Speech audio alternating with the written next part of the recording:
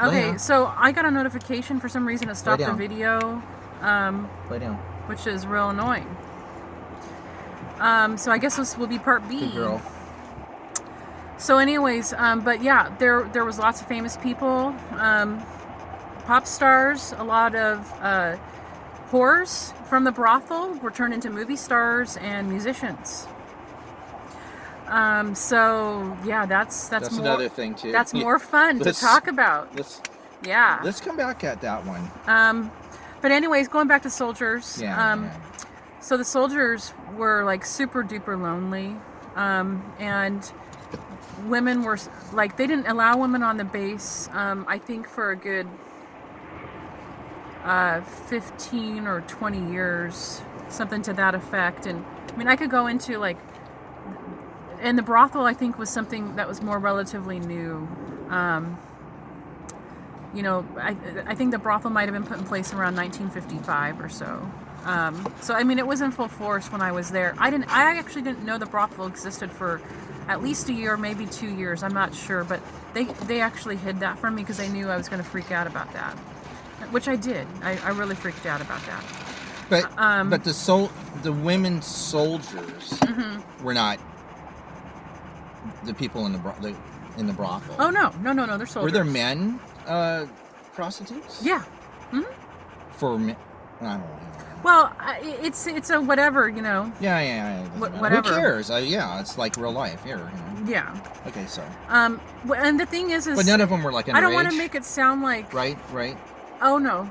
They're. I remember Marilyn Monroe actually being a member of the brothel. Well, I'm talking about age. And she was. Were there children? I think she was taken there when she was. Oh. Like 14 15, or 16, something like that. So pretty young. Okay. Yeah. And so, but there were guys who didn't go to the brothel at all. But it's so lonely there. I remember, like, some men actually kind of fought it. But it's... So that's what it means to give in to the force. So there, I mean, the Schwartz be with you. 6 to 8%, you know, women on this base, you know, and when there's a couple thousand guys. And out of that, there was a percentage of a very high lesbian. Yeah. I want to say 20%. And so things were a little odd on Mars. There were actually some girls who had like 2 or 3 boyfriends, and the guys didn't mind. No, they didn't mind. They were just happy to be able to spend time with a real woman. Yeah. I'm not joking. That's how bad it is. And the women's quarters were really weird. They were actually, it was bunk beds, so they didn't have privacy. So people would find like closets to have sex in and stuff like that. Actually, one thing that that I didn't put on here is there was a weapons bay that was a good half hour to an hour shuttle drive away.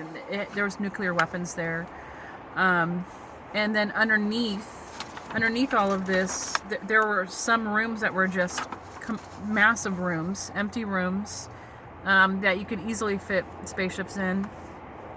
There was a storage room that had all sorts of kind of tech in it. I mean, it's like Home Depot kind of size, with shelving like that. Just stacked, just stacked of crap, that unreal how much stuff they had. So, and then the interesting thing about this, where my room was, it was in, so I would go through here, in these old officers' quarters, that actually had windows out into the crater, but it would get really, really cold, so horribly cold. But they gave me a room there because it was the most Earth-like kind of place. Like the rooms actually were decent sized, so I actually had like a regular sized bed instead of this weird cot thing that was attached to the wall like the men's barracks. See, the men would actually stay a long time there. That they were stationed there for a decade, maybe longer, where the women usually would cycle through on 18 to 24 month cycles. Ah. So a lot of women. And then where do you go? Just other bases, other places? Well, I think that's where this idea of the 20 and back idea came from, because I think that they reuse people a lot, and so. But I mean, would you go to another base like near Saturn or something, or one of the moons, or something? So was this a training? Was this a training base?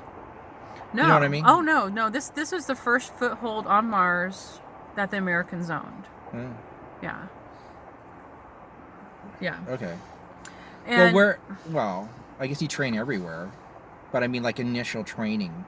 What if you didn't have? No. Mars is like super bad. Like, I mean, there are aliens and there I are the Marauders. But I mean, you're constantly having to defend that place. In fact, actually, what's great about like all these drawings and stuff is that it really helped me to remember some more things. And so I remembered that the reasons why the Nazis gave us this base. You mean the Nuggets? I'm sorry, the Nuggets gave us this base, if you want to call it giving, is that I think this is actually a portion of their base, that they had a base, their main quarters of the base were like somewhere over here, right? A couple of miles away at least, or maybe 10 or 20 miles. I don't really know, but we were right next door, and I believe that they had this space and they let us onto it, but they knew because of all the timeline information that they had that they were actually going to lose it. So then they give it to us as kind of like a funny ha ha ha, actually believing that we weren't going to be able to hold it. And I do remember being told somewhere around the time of 1970 that all the time information that they had received up to that point pointed that we would actually lose the base somewhere around that time, and we didn't. And I was told that I was part of that success, and that was after I had been there around somewhere between, let's say, 12 and 15 years. And because of that, actually, that's when they negotiated that I was a part of, I think they called it the roster. And the roster was a list of soldiers that the Nazis wanted to use on a fairly periodic basis. So I actually was not... Space Nuggets. I'm sorry, the Space Nuggets. I know I'm not supposed to say that because, YouTube scans for that word. But... I think they do. Oh, yeah, they do. Yeah. Oh, yeah. They would like to whitewash that nugget word from all of our minds. They don't want us thinking about nuggets. They don't. So, anyways, I just kind of went on a tangent. I don't remember what I was saying. That they thought that they gave them the base because they thought that it... Oh, yeah. They underestimated the Americans once again. Yeah. American fortitude. Mm-hmm. All right, whatever. All right. But that's the thing, is in that time frame between the, the lizard guys that I talked about earlier, and then I didn't actually talk about, but there's these marauders, murderous people who actually live on the surface of Mars. I think actually they found a crater of their own that they actually live in, but there were very early on some colonies attempted to live on the surface of Mars, and they had the shield bubble thing, and I from what I can recall, which isn't very much, but I do believe that they thought that they're going to be able to create their own environment in the bubble, and that ended up being a whole heck of a lot harder than they thought. And that you call it a bubble, I keep saying it's a dome. Yeah, dome, whatever. Well, okay, I'm not trying to correct you. It's a bubble. Just... I know my nomenclature. My words are, they're not technical, right? It's fine. So, I'm just saying, a bubble is like a bubble, Well, and that's the thing is, I think. But a dome is a dome. I think they probably did make a bubble all the way underneath. Okay. Okay. I do think that maybe you're saying it because they had to create some sort of system that actually went into the ground as well, because they were trying to farm, and down. Mars is hella down. Cold. I mean. Down. Yeah, we're gonna pause. Okay. Yeah, Lay's being really good. But anyways, but Mars is hella cold. The soil, it's sand. It's not soil. Down. And I do believe Honey, I just paused this. Oh, Go ahead. Okay. And I do believe, and this sounds really weird and inaccurate, but that there is some sort of microbe that they mine in the sand that they use, I believe, for energy, for fuel. And so that's a whole nother weird thing with lots of weird little memories about stuff like that. And I can't really quite piece that whole picture together. But I do remember like these weird vehicles that would scan the surface and processing the sand. And that people actually live in these vehicles and they're totally nuts. They're totally crazy. What? Yeah. Yeah. They're these big vehicles that go real slow, but they're always moving. And they're manned by somebody, a slave, of course. And they're by themselves. So they're like total hermits processing these weird vehicles, right? That are picking up the sand and processing it. And they get this weird liquid that's a fuel, and it's really valuable. But the people who do this, they're totally Michigana. They're like, they're totally nuts. Like, that's Yiddish for nuts, if you don't know. Yeah. But there's a lot of people. But the Marauders, okay. So the whole point of the early colony is so they tried this several times and it failed miserably. And I even remember that the Nuggets experimented on these people. And so, but every time it failed, there was a small population that survived and they escaped. And they ended up developing into this crazy band of people living on the surface, and they're cannibals and they're starving.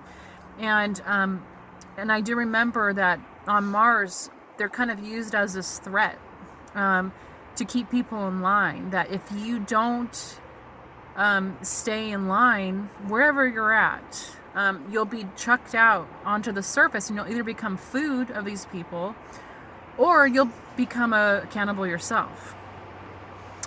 And well, you told me the test was to spend a night with. Yeah. Did you want to talk about that? Or? Oh, it's up to you. You're guiding the conversation. Yeah, here. well, tell it. Just okay. At least that part of it. Well, so around the 70s, right? I was put on the roster where I was taken about once a week from to be taken by the Nuggets, and they would take me on different places on Mars. I don't even. See, the thing that I remember about this is that they were always trying to identify people who could alter the timeline, that could change it. And so with all this time travel crap, they have... Look, this thing is about to die. I don't know why it's about to die. Well, this may or may not be the end of this series of part 6. So we'll find out here in just 17 seconds. Mm-hmm. And if this is the end, we will continue along this line in part 7. So we're gonna see here. The countdown is. My phone is counting down. Oh, wow.